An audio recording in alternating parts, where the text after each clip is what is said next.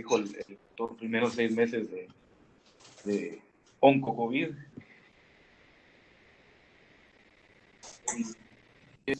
Es publicado el 3 de junio del 2017 en la revista Annals Hematology, que se titula Tumor de células germinales no seminomatoso mediastinal y leucemia megacardioblástica aguda.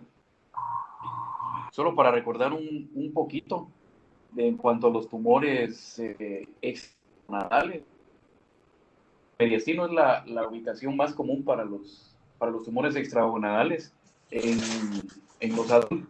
Los tumores de células germinales pueden ser desde un teratoma, quiste desmoide, seminoma, no seminoma.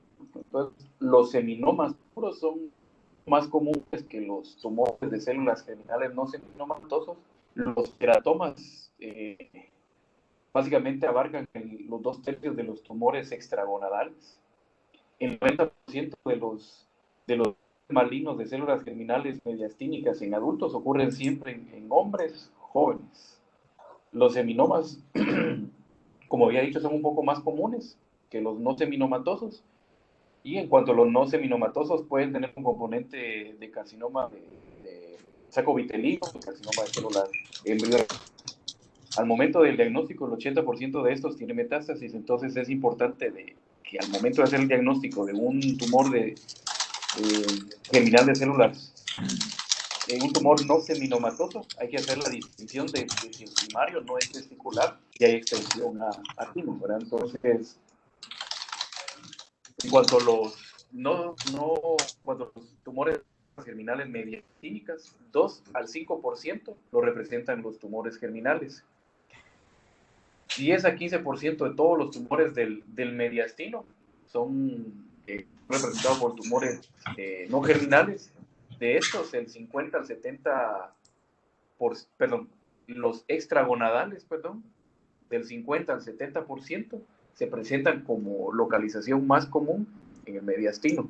De estos, como había dicho, más o menos 2/3 son teratomas, 35% son seminomas y el resto son no seminomatosos. En cuanto a la leucemia mieloide aguda, para recordar un poquito, es un grupo de neoplasias hematopoyéticas relativamente definidas que involucran a los precursores comprometidos con una línea mieloide, es decir, los que tienen elementos, los que se diferencian en granulocitos, monocitos, eritroides o megacariocitos.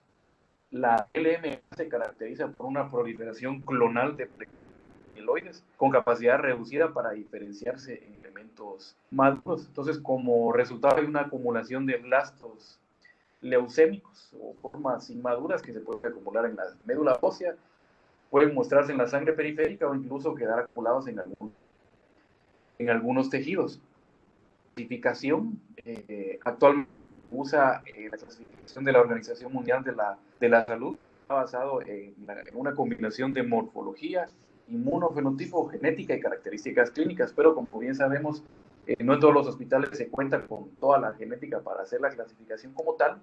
Entonces, derivado de esto, hay una clasificación que se llama franco-americana inglesa, o FAB, que básicamente lo dividen en 7 subdivisiones, M1, M0, 1.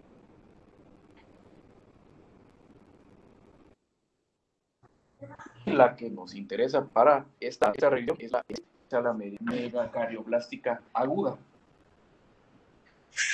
La asociación entre los tumores de células germinales y la leucemia aguda se ha descrito en la literatura desde 1985, cuando se comenzaron a reportar casos muy raros, pero ya se estaban reportando en la literatura. Se ha citado varias explicaciones o hipótesis de por qué se produce esto. Entonces, una de las más aceptadas es que la diferenciación multipotente de las células germinales malignas se puede diferenciarse tanto en un tumor mediastínico no germinal como posterior en LMA, en M7.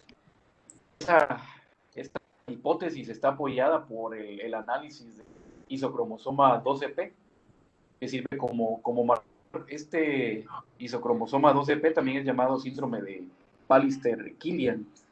Este síndrome extremadamente raro, que sea más o menos en uno de 2.5 millones de pacientes. Y lo que ocurre en este síndrome es que aparece una tetrasomía del cromosoma del brazo corto, del cromosoma 12. Entonces, normalmente el cromosoma 12 lo vemos acá, con sus dos partes. Entonces, cuando hay una isocromía,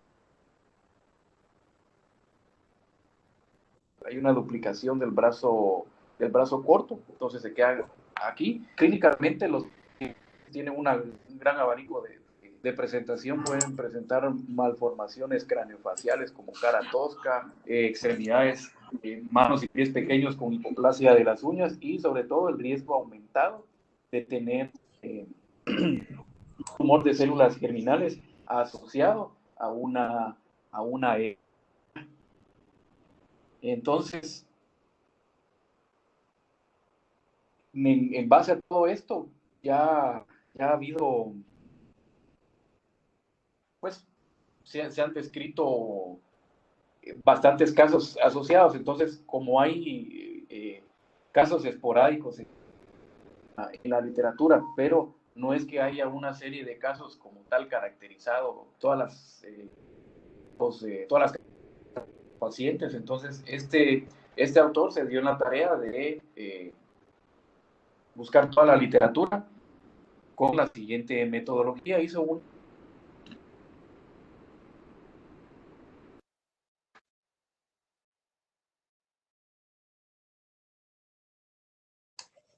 Te perdimos, Luis.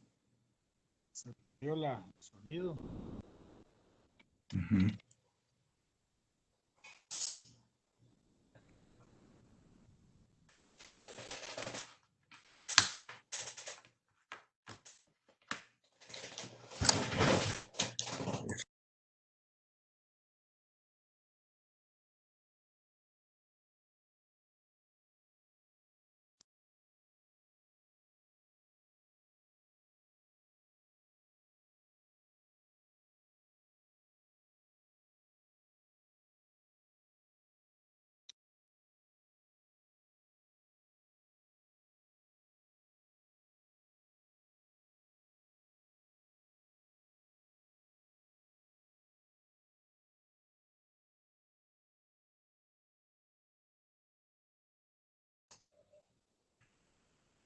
Que se desconectó del internet, dice que ahorita está conectándose.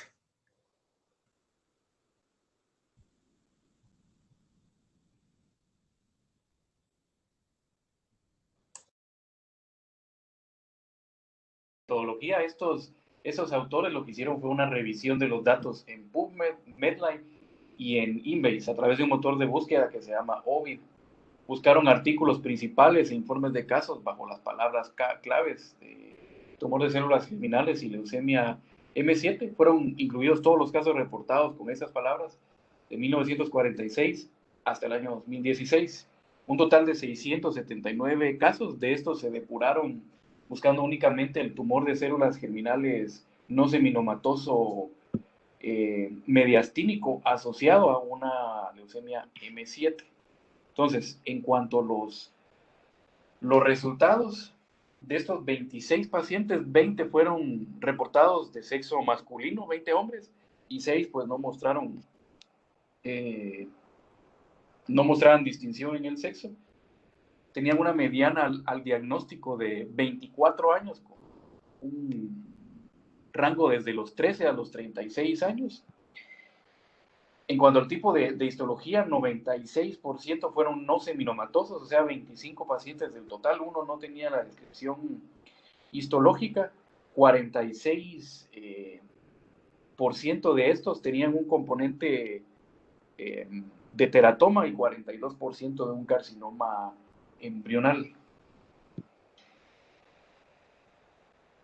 En cuanto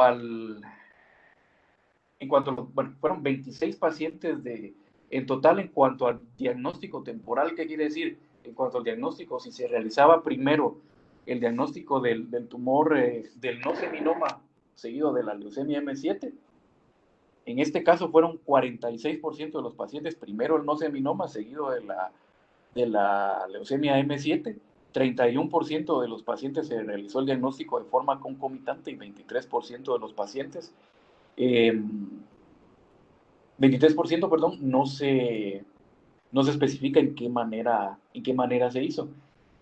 En cuanto al tratamiento, 23 pacientes tuvieron acceso al tratamiento, todos fueron un tratamiento en base a platino.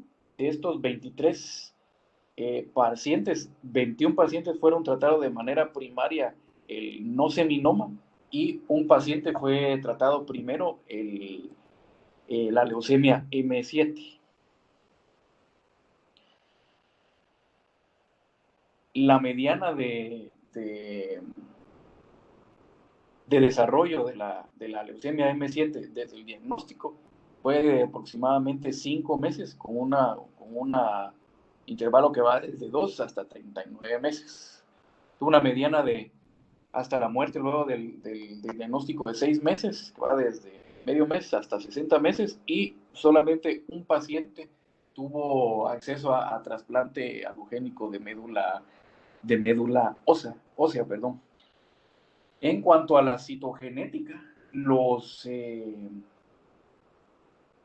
las alteraciones más frecuentes encontradas fueron trisomía del cromosoma 8, seguido de varias múltiples alteraciones junto con la trisomía que representaban el 50% de todos los pacientes. 18 pacientes tuvieron acceso a citogenética, no todos, fueron únicamente 18, 50% trisomía 8 o múltiples alteraciones citogenéticas, 17% de los pacientes tenían la alteración 12P, 20% tenían síndrome de Klinefelter o doble XY, y el 13% tenían una combinación de otras alteraciones. Entonces aquí podemos ver toda la distribución de los pacientes con el nombre del autor, la edad el año en que fue publicado, la edad de los pacientes, el sexo, el tipo de tumor, el tiempo de diagnóstico, desde el diagnóstico inicial hasta el final, en este caso de no seminoma hacia M7, el tratamiento que fue realizado, el tiempo hasta la muerte y el análisis cromosómico. Entonces podemos ver que, como les había mencionado, todas las gráficas anteriores es un resumen de toda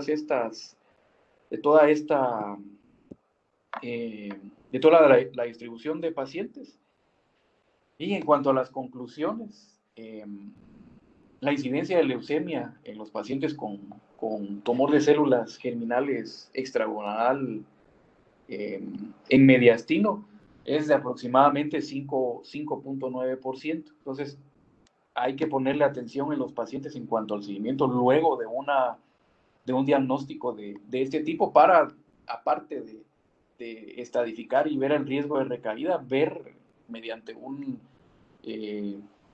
hematología o un frote periférico, a ver si no presenta algún tipo de citopenia para llegar al diagnóstico, porque 5.9 de todos los pacientes van a presentar una leucemia.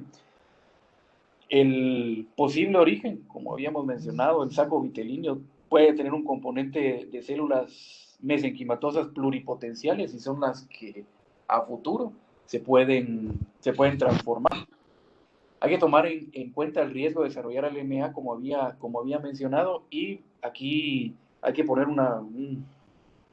una banderita que en estos casos la LMA no es secundaria a la quimioterapia, porque en la mayoría de estudios se ha visto que luego de la quimioterapia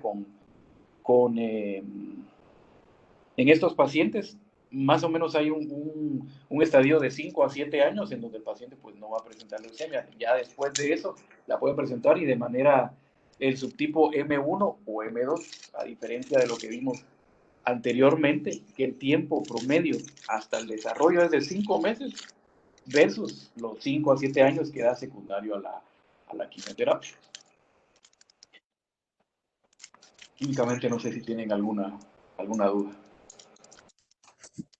Sí, Luis, tal vez no era el objetivo de la plática, pero de esos, ¿cómo esperarías o cómo estudiarías al paciente que te haga con una masa mediastinal?